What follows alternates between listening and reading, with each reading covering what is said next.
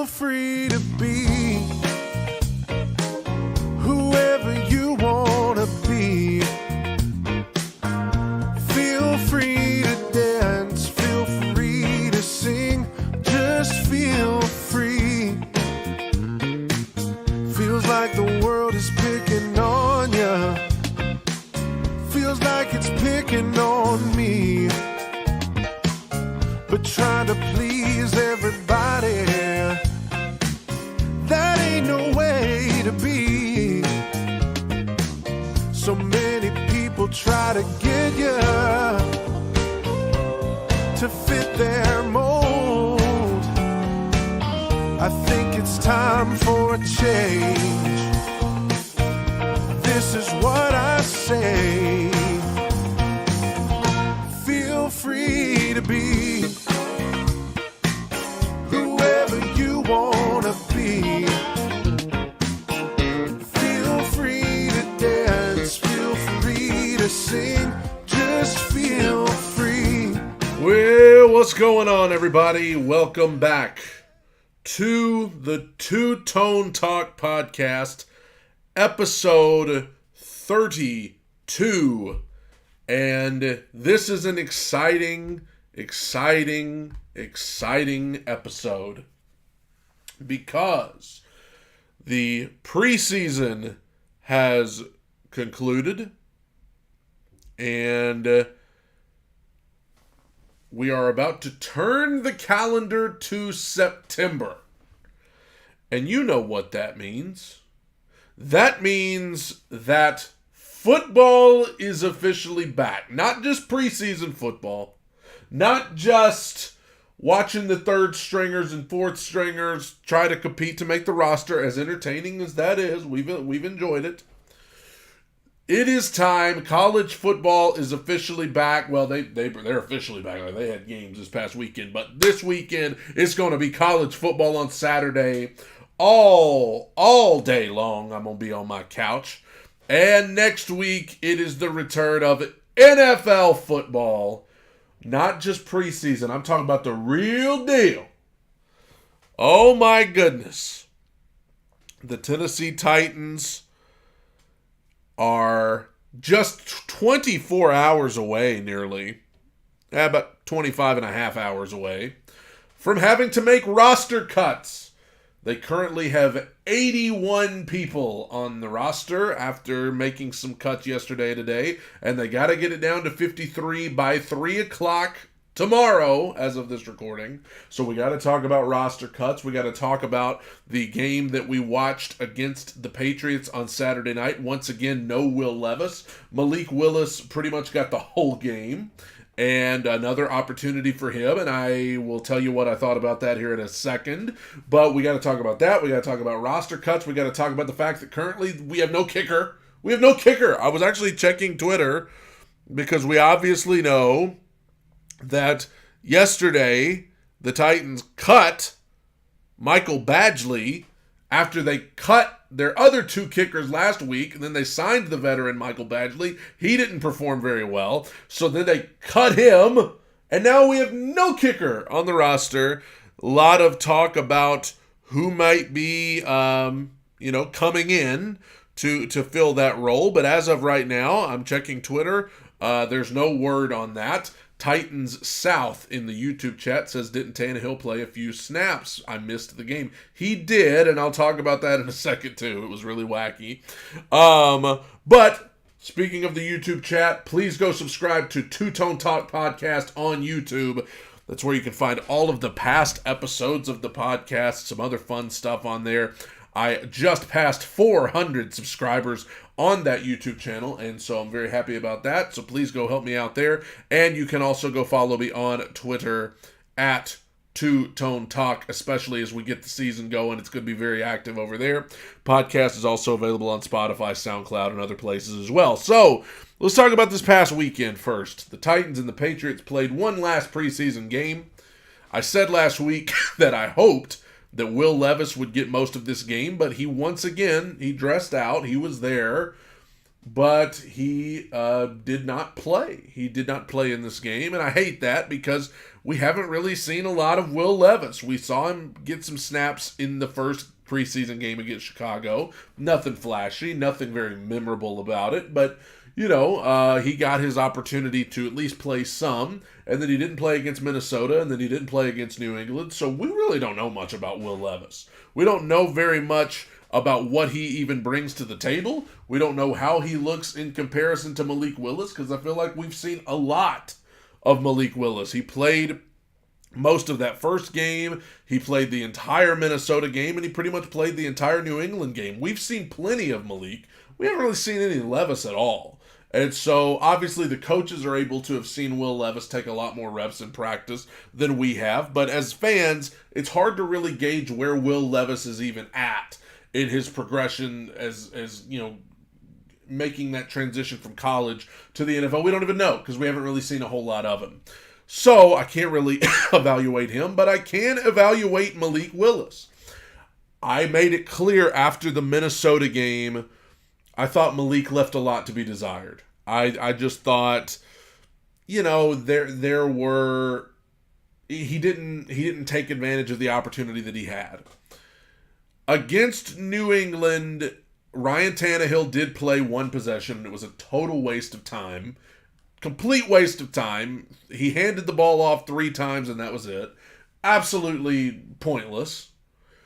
They should have probably given him another possession. I would have at least liked to have seen him attempt a pass, but whatever.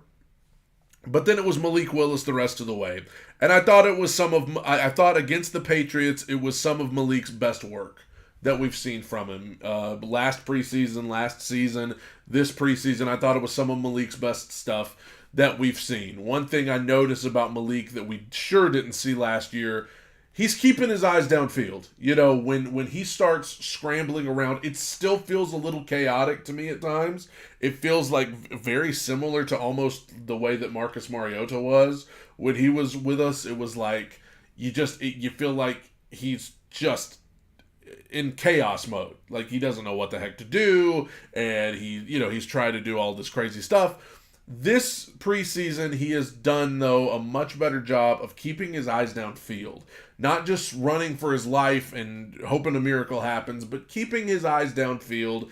And we've seen, he had a touchdown to, I believe it was Julius Chestnut in this Patriots game, where normally, I think last season, he would have tried to take off running and tried to force something, but he calmly kept his eyes downfield and he found Chestnut for a touchdown, and that showed maturity, and he had a lot of plays like that, and he had some plays like that in the other games too, but I felt like against New England, you could clearly see a guy who was really maturing as a quarterback. I thought it was some of Malik's best work.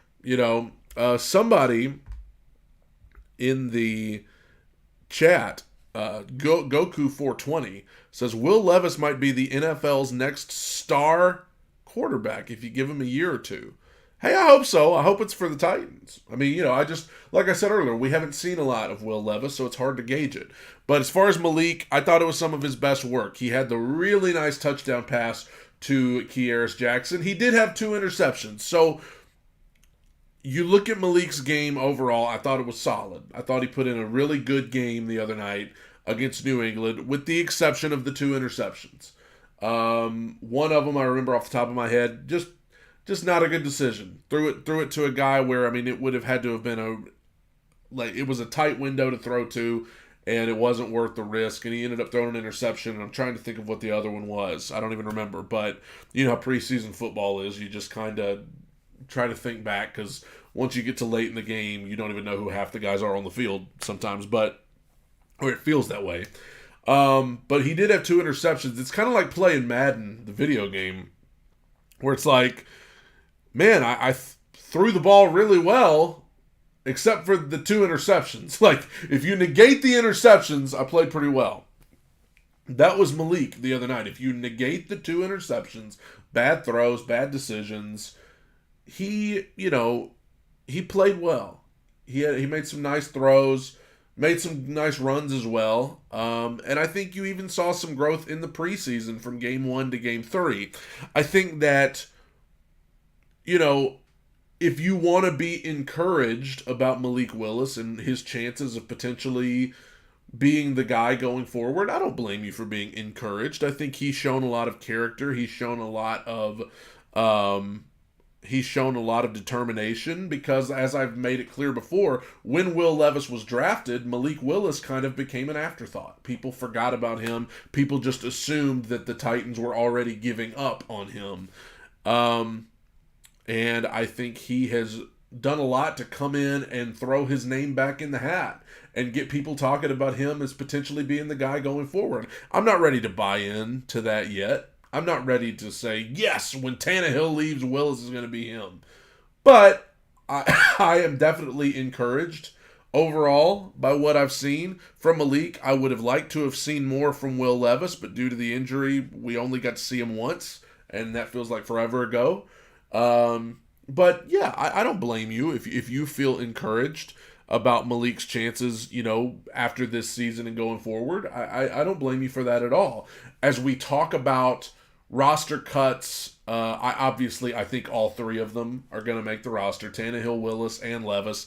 I think, all three are going to be there, especially with the new rule that the NFL's made about being able to take three quarterbacks. I think all three quarterbacks make the roster. I don't think, when you trade up like they did for Will Levis, you can't put the guy on the practice squad. So I think all three guys make the roster. And honestly, if I'm the decision makers, I'm putting Malik at backup. I'm putting Malik at quarterback 2, and I'm putting Levis at 3. I just think that ultimately Levis is the rookie, and he hasn't been able, to play in a lot of the preseason. Malik, you've gotten plenty of look at. It's his second year. You have more experience with him. And if, God forbid, Tannehill were to get hurt and you needed somebody to go in, I think right now you probably trust Malik Willis a little more just because he's been there. He's been in. I mean, even though he didn't play exactly great, you have to account for the fact he played an entire game at Arrowhead in prime time against one of the best teams in the league, the eventual Super Bowl champions last year. I'm not saying he played great in that game. He made some nice throws, but whether he played well in that game or not, there's something to account for the experience that he brings to the table, for the experience that, that gives you to be in that environment as a young rookie quarterback who's really not ready for that. Yeah, I think there's something to be said that if you're in week 3 and Tannehill comes up hobbling and you got to put somebody in there, yeah, I think at this point you feel more comfortable putting Malik Willis in there than Will Levis, just because Levis is a rookie. It's not to say that I've given up on Will Levis. You don't have to get. I'm rooting for them both. I want one of them to be the future. I don't care which one. I don't care how it happens, but as long as either Malik Willis or Will Levis is the future of this organization, that's all I care about, is that one of them's ready to take the reins when Tannehill leaves. And right now, as the backup number 2 guy, I would suggest that Malik Willis is the safer pick right now. But Will Levis should make the roster, and I still, you can't give up on either one of them. And that's a credit to Malik, because if anybody was going to be given up on, it was probably going to be him, and he has made it to where they can't yet. They cannot give up on him, and I don't think they want to. I don't think they ever wanted to, but I credit to him for putting his name in the hat, because he was the odd man out, and now he's put himself back in position. So kudos to Malik Willis. We all know he's a great kid, and he's shown that he's got a lot of character. So that's that. As you look at other things that I liked, obviously we saw some defensive starters in this game. Harold Landry, man, is it good to see him back. It's always good to see a guy who had a big injury, who had to work his way back. You know how hard he's worked to get back out there. I know he didn't do anything major with the reps that he got. Like, I don't think you saw Harold Landry. I don't think he had a sack or anything. But it was just good to see him back on the field. Good to see him out there getting reps. And I'm excited about his return to the field for Tennessee this year. Man, how about that play by Danico Autry? Danico Autry, showing that, once again, I think this Titans front four is going to be a problem. With Harold Landry, Big Jeff, Autry, and now Arden Key on the other side, with guys like Tier Tart and Rashad Weaver, who I think's had a pretty good preseason himself. Obviously, Tier Tart, we saw what he did in the Minnesota game. He was an absolute menace. I'm very excited about that front four, and Danico Autry just made such a great play. Getting to the quarterback once, forcing him out of the pocket, and then finding him again to force a fumble. I thought that was just... I love Danico Autry. What a great pickup he's been over the last couple of years. Can't believe the Colts let him go. That makes it even more funny. So I loved that. Obviously, the guys like Caleb Murphy, who have come out of nowhere, who we love to watch. He's making nice plays.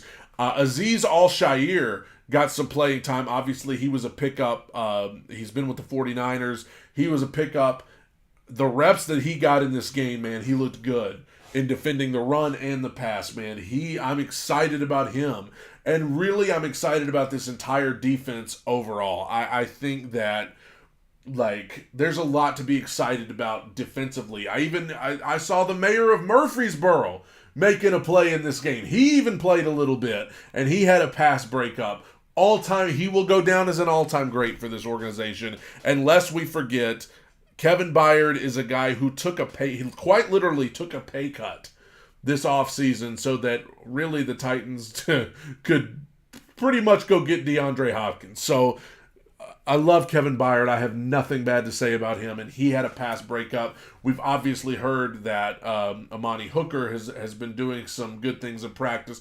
I am excited about this defense. I'm excited to see these second-year guys. I'm hoping that Elijah Molden can return to the lineup regularly. He was really injured. I think he only played in a couple of games last year, so I'm excited for that, and I'm excited about this defense, man. I think this defense is going to be a problem, and I'll talk about it more next week when I do my season preview show when it's officially week 1, but I think that it would be wrong, and I'm not just speaking as a Titans homer here, I think it would be wrong to write the Titans off going into this season and just assume they're not going to be any good, because if you look at this defense, I think that's a mistake. With Vrabel in this defense, just that alone, it would be a mistake to write the Titans off, in my opinion, because they have a lot of defensive talent, and I'm excited about this defense. Now, let's talk about something about this Titans team I'm not excited about, and I'm going to answer Goku420's question in the YouTube chat, which said, do you think Treylon Burks will be ready week 1? Otherwise, D-Hop is going to be doubled in that game against the Saints. We haven't heard a lot about Treylon. We haven't heard really a lot about how he's doing and how he's progressing. So I have no idea about week 1. My gut feeling is they may play it safe and hold him off. Just because you don't want to rush him back and then have him make the injury worse. That's the worst thing that could happen. So my gut feeling is you might not see him until week 2. And if so, you are correct. DeAndre Hopkins is going to be doubled. Also, one thing I want to say from that game the other night against the Patriots, how about Tyjae Spears with the stiff arm?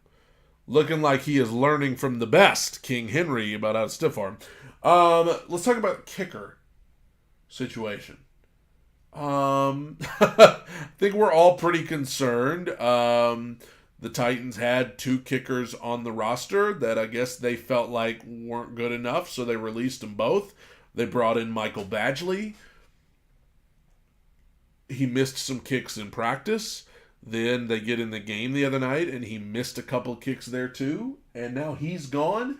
And so there are people who are like, okay, so we have no kicker on the roster. What are we doing about this? We have to announce the 53-man roster by 3 o'clock tomorrow, and currently there's no kicker. And that's what I've been refreshing Twitter today to see exactly what's going on, because the Titans are going out for practice. And I'm seeing first thing when I click on, hey, Goku420, you may be interested to know this. First thing I see when I open practice, the Titans are practicing right now as I record this, and guess who's back on the practice field today? Treylon Burks is at practice today. He is on the field. I'm sure he will be there in a limited capacity, but he is practicing today. as is Chig Okonkwo, who, there was some talk that he might have gotten injured in practice. Dylan Radins is back at practice. Obviously tore his ACL toward the end of the season last year. I was under the impression that he would be back like when they, started back to preseason football, but obviously he's just returning today. So I think we're all waiting on that draft pick to pan out. Jalen Duncan, rookie, is back at practice, and so is Monty Rice, which is interesting because Monty Rice, it has felt like he's kind of been in the doghouse for the Titans here. But yeah, Traylon Burks is the main one there, back at practice, and so maybe that's a good sign, Goku 420, that maybe he will be ready for week 1 because he is back on the practice field. As far as kicker, I'm not seeing anybody. I am seeing this though, not practicing.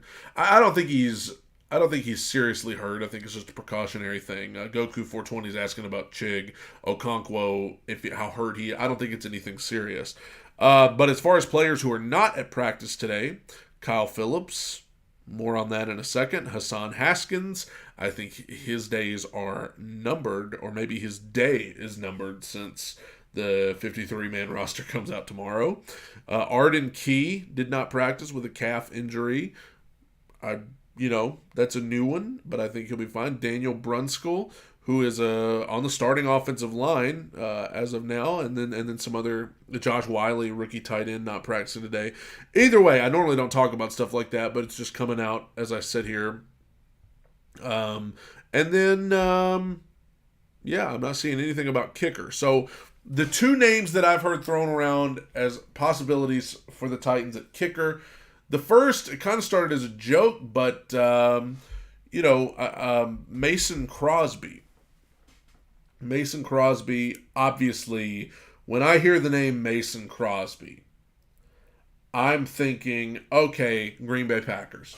I feel like Mason Crosby was the kicker for the Green Bay Packers for 30 years. And he uploaded a clip yesterday. He apparently lives in Nashville. He uploaded a clip of him kicking some field goals and just kind of put the caption on there. It was like, still do it and still kick. So there's a convenient option. He lives right down the road, so the Titans could go get Mason Crosby. The other name I've heard thrown out there is Nick Folk. There's a name you've probably heard. He's been in the NFL a while. And so the Patriots are pretty much in a position where they've got two good kickers. Must be nice. They've got two good kickers. They got to release one of them, so people are saying, and a lot of people think Nick Folk is going to be the one that the Patriots release. So if they do, a lot of people are saying that the Titans should go get him. They very well may. But obviously, I'm thinking you're looking at a veteran kicker. Some people have mentioned our old buddy Ryan Suckup. Standing on the Arrowhead at Arrowhead, Ryan Suckup. Former Titan. He was with the Titans for a few years. They could go get him. Obviously, the reason they got rid of him is because he was missing kicks. And the other option is that they could go get our old pal Randy Bullock.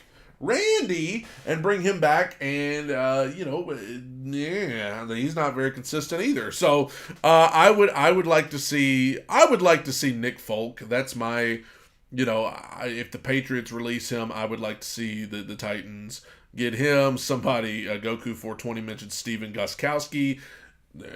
He's missed some kicks for Tennessee as well over the last few years. So I don't know. But we got to get a kicker. It's one of those things you might not think's that big a deal until it's 2 seconds to go in the game and you're sending your kicker out there to attempt a 48-yard field goal to win. Then you're thinking, crap. I mean, a good kicker is the difference between wins and losses many times in this league. So would like to see a veteran kicker who could come in and be solid for the Titans, and obviously they've got to make a decision on that rather quickly because they play meaningful regular season football next weekend. Hello. So tomorrow, roster cuts. The Titans got to get it from 81 down to 53. They've started to cut guys already, but they've got a lot more to go. And let's talk about, a position that a lot of people, and as Goku 420 mentioned here, absolutely, we lost week 1 last year against the Giants because of a missed kick. Yeah. I mean, you can say, well, there's more important things than getting a good kicker. Maybe, but getting a good kicker, it is the difference between wins and losses many times. As a matter of fact, I would say every week in the NFL, there are at least a couple of games where it comes down to a kicker making or missing a kick. So the 53-man roster, a position that a lot of people are talking about is wide receiver. Who's going to make the roster at wide receiver? Obviously, I think we're going to take all 3 quarterbacks. I think we're going to take 3 running backs, Henry, Spears, and Chestnut. I don't think Hassan Haskins is going to make this roster. Don't feel good about that at all. You take your offensive line and your tight ends, and then you've got wide receiver. Okay. It's interesting because in my mind, I know what I think they're going to do, or I know there are guys who are like probably no-brainers to them, but to me, I'm sitting here going like, maybe we should think about, obviously you have Treylon Burks who's going to be there. Obviously you have DeAndre Hopkins who's going to be there. Obviously you have Chris Moore. I think Chris Moore is a no-brainer. Kyle Phillips is an interesting one. I would have said Kyle Phillips is a no-brainer, but he's not going to be able to play for a few weeks. So I saw Tyler with Locked On Titans, Tic Tac Titans on Twitter. He mentioned the fact that they could very well put Kyle Phillips on IR. I know we're already talking about IR in the season even here, but you can put Kyle Phillips on IR for a few weeks and then bring him in. And what do you do in the meantime? Do you go ahead and give Kyle Phillips an active roster spot, one of the 53 spots? I think he's going to get his chance whenever he's ready. He's it's not like they're going to give up on him. But I've expressed I'm worried about Kyle Phillips because of the injuries. I don't know if he can hold up in this league because I have no proof that he can. Every time he goes out there, he gets hurt. And then you've got Nick Westbrook-Akine, who people have been debating. Do you think Nick Westbrook-Akine is going to make the roster? I do. I think in their mind, he's a no-brainer. I think in their mind, Nick Westbrook-Akine is like an easy yes for them. To me, I looked all preseason and I said, okay, is there going to be a guy who makes NWI a tough decision for them? Is there going to be a receiver who comes out of here? We heard a lot about Reggie Roberson before preseason about how good of a camp he was having. Let's be honest, Reggie Roberson didn't exactly do a lot in the preseason games. He didn't really, that doesn't mean he's not going to make the roster, but he didn't really do anything spectacular there. I'll tell you who had a good game against New England was Colton Dowell. He didn't really play against Minnesota, but he had some nice plays against New England. He was their 7th round, their final pick in the draft this year, and he made some nice plays for them. And so people are kind of championing that guy's cause. Obviously, Racey McMath is a guy who, originally I felt like he was the most likely option to take a roster spot because he's been there a couple of years. There's some familiarity there. But honestly, you look at the snap count for this Patriots game, Colton Dowell played a significant amount more than Racey McMath did. So I don't know if that's a sign that, like, hey, we kind of like this guy more than that guy. I'll tell you the guy whose cause I'm championing. I'll tell you the receiver who I am on board with, that I am, and if you saw me on Titan Anderson a couple of weeks ago, we talked about this guy, and that is Kearis Jackson. From Georgia, went undrafted. I like this dude. He had a touchdown catch the other night against New England, and he was a punt returner. And so I think, the Titans have struggled to find a punt returner because, they tried out Kyle Phillips. He got hurt. They tried out some other guys who couldn't even field a kick. Kearis Jackson has been the most consistent punt returner, so if you bring him to the roster, you don't just get a wide receiver toward the bottom of the depth chart, but you get a punt returner as well. I like this Kearis Jackson because he's from Georgia. And I like anybody that came out of this draft class for Georgia because they're all awesome. Because Georgia had a stacked roster, and he was like wide receiver 4 at Georgia last year. And a wide receiver 4 at Georgia may very well have been a wide receiver 2 anywhere else. So I like Kearis Jackson. I don't know if he's going to make it, but I hope Kearis Jackson makes the roster. I would like to see an abundance of wide receivers on this team. Okay, obviously Burks, Hopkins, Moore, those are your top 3, I think, in my opinion. But, man, I want to see Kearis Jackson get an opportunity. If you want to put Nick Westbrook-Ikhine, I'm not anti-Nick Westbrook-Ikhine. I like the guy, and I liked him in the role that he was in 2 years ago. You know what I'm saying? I liked him when it was AJ. Still hurts me to say his name because he shouldn't be with the Eagles. He should still be with us. John Robinson, you should be held up in a court of law for your decision to trade him. I'm getting furious talking about it. I didn't even plan on talking about this today. But I just brought it up and I felt rage coming up inside of me. It's that PTSD from that night. How stupid to trade A.J. Brown. What an idiotic decision. I'll take how to get fired as an NFL GM for $500. Oh, can I answer that one? What is trading the best receiver you've ever had because you're too cheap and don't want to spend the money? You moron. I'm sorry. I shouldn't call him that. I'm a Christian. I shouldn't be calling people names. But in a sense of being an NFL GM, you should not have traded A.J. Brown. I didn't even get on here to talk about that today, but I mentioned his name, and it made me think about it, and I get ticked off all over again because it was an idiotic decision to trade A.J. Brown. It was a stupid thing that any NFL GM with a brain would not have even considered doing. We didn't just consider doing it, we freaking did it because we're idiots. Anyway, I did not plan. I got to give me a sip of this drink here.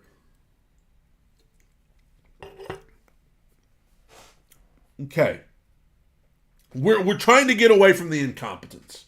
John Robinson's gone.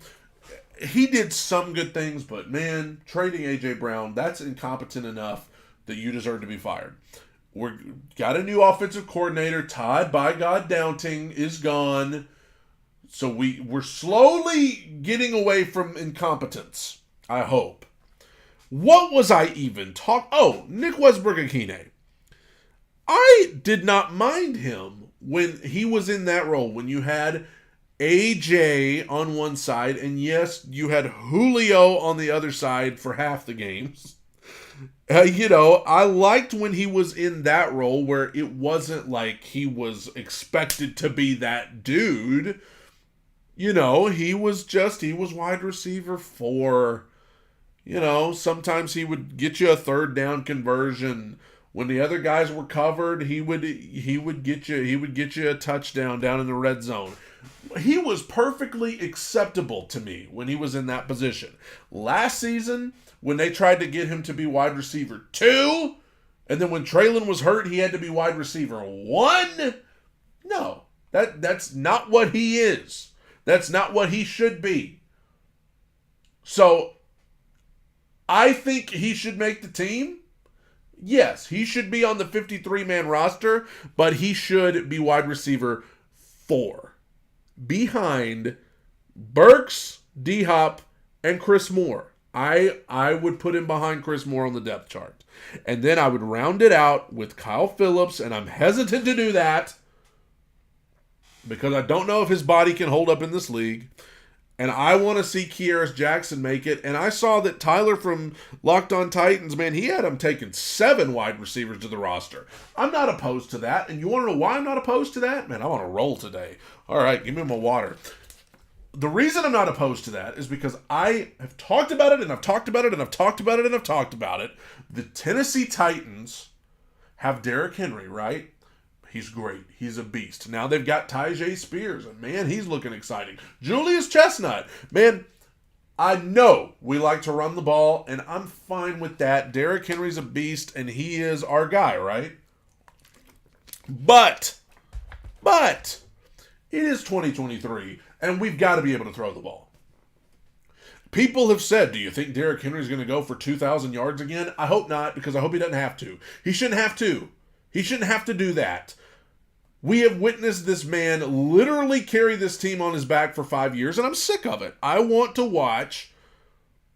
If Ryan Tannehill thinks he can be that dude, let him prove it.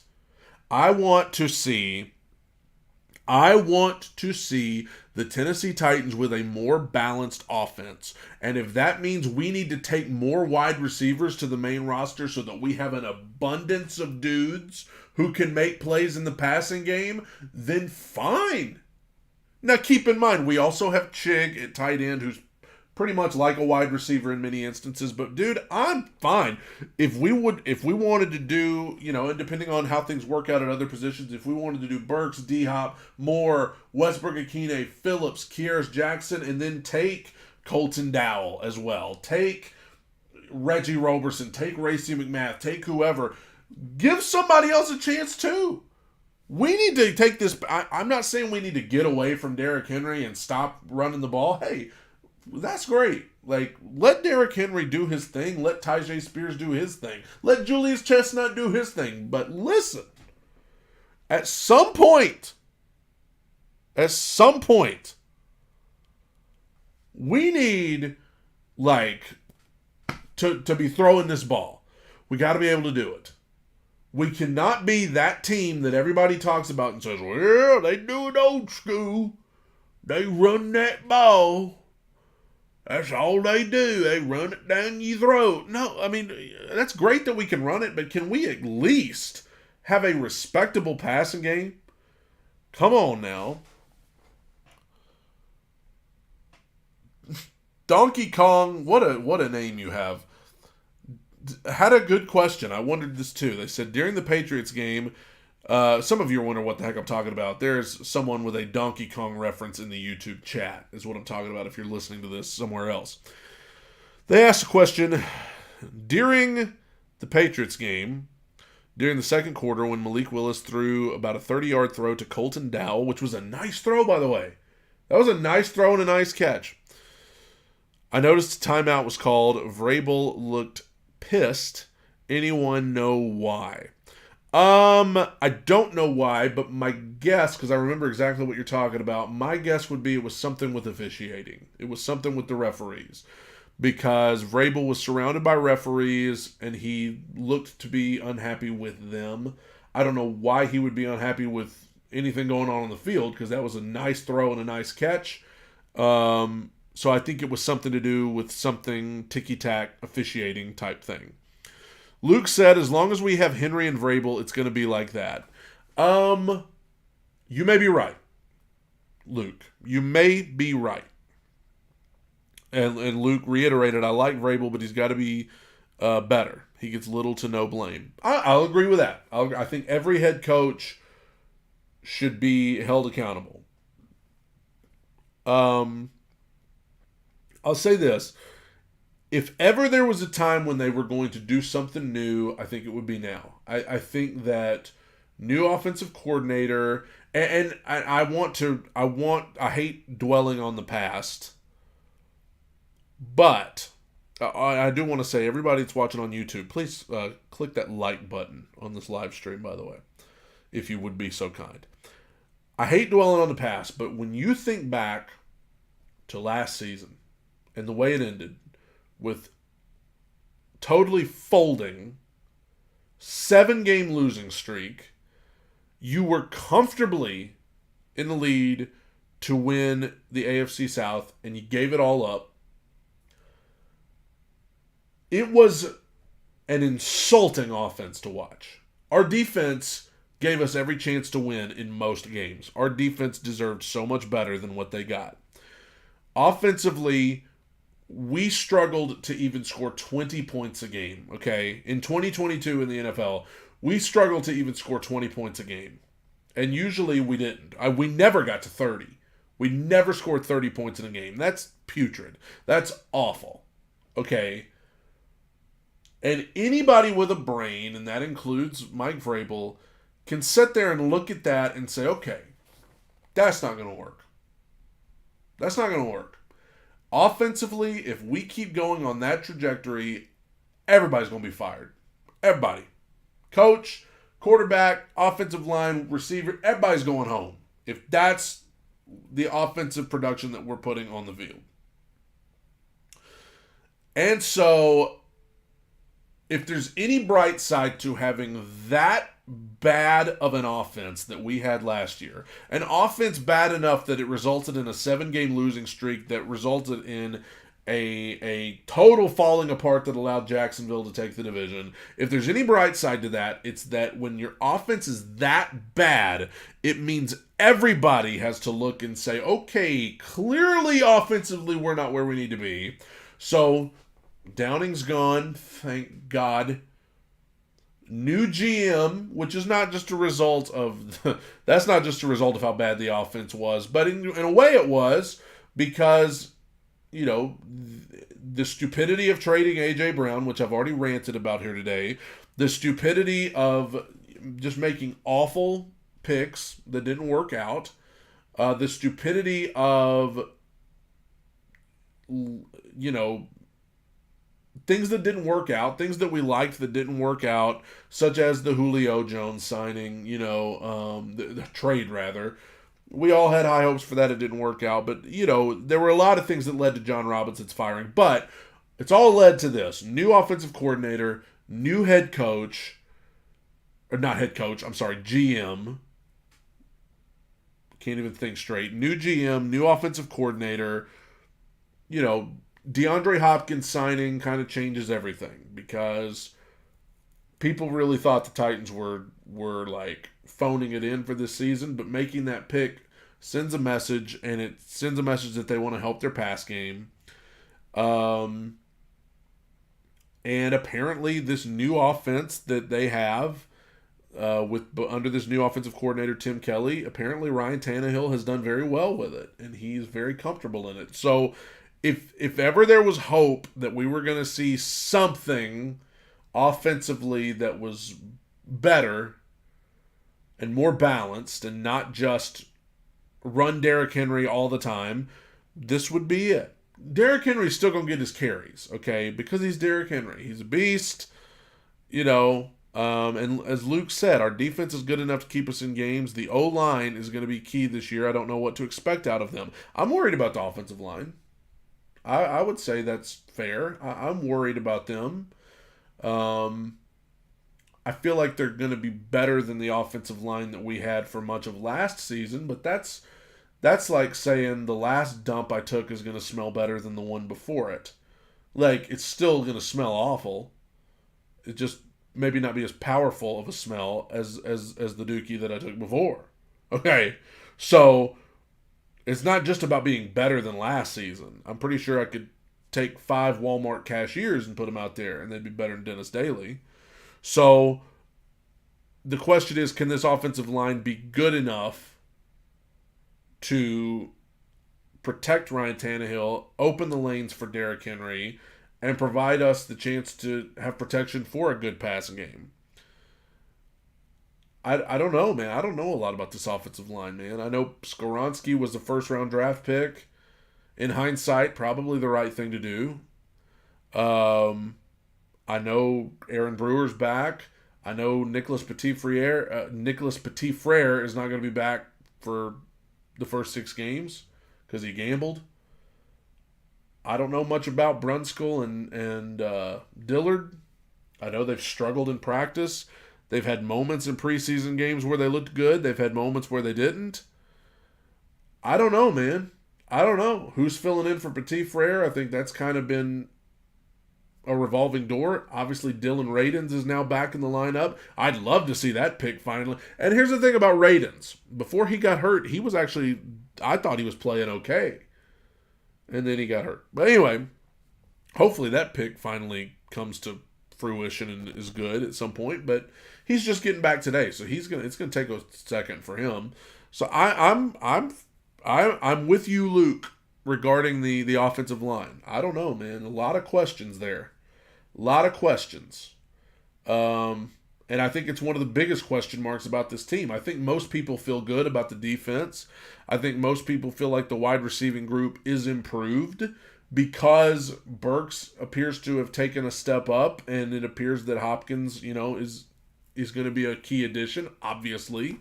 Chris Moore probably... you can say what you want about Chris Moore, but he's probably better than most of the receivers we fielded last year.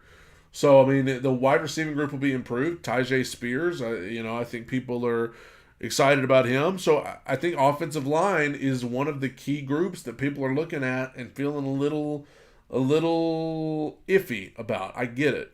I'm right there with you. But, here's hoping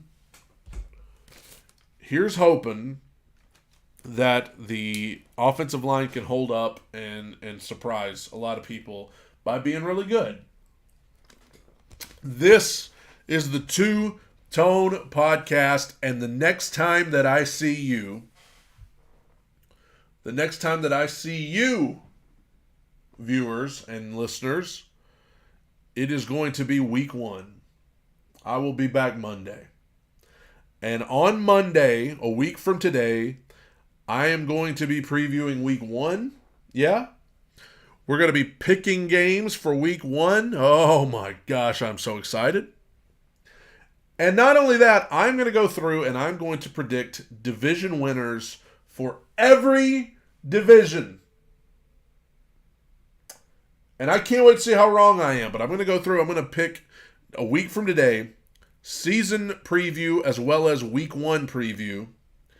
And by then we will, of course, know the 53-man roster. So you don't want to miss next Monday's episode 33 because it's going to be a fun one. It's going to be a good one. It's going to be an awesome time as we preview week 1 as well as the entire regular season. And as Luke said, everybody is picking the Jags to take the AFC South this year, and that's just fine. I will talk a lot about that next week because I got something to say about Jacksonville. The almighty Jags. I got a lot to say about them. Oh, and I'm going to do it next week. I'm going to unleash. You don't want to miss it. But as for today, everybody have a good week. The preseason is over. College football is here this weekend. Hope everybody enjoys that. And next time I see you, it will be week 1 next week. Everybody be sure to subscribe to Two Tone Talk on YouTube as well as following me at Two Tone Talk on Twitter X. And I appreciate you guys who listened and or watched today. This is the Two Tone Talk podcast where we're staying way too high on the wins, way too low on the losses. And I will see you again very soon. Also, next week we start doing 2 episodes a week. 1 on Monday, 1 on Friday. This is the last 1 episode week for the next 6 months. God bless you guys. Tighten up. Bye, everybody. So many people try to get you to fit their mold. I think it's time for a change.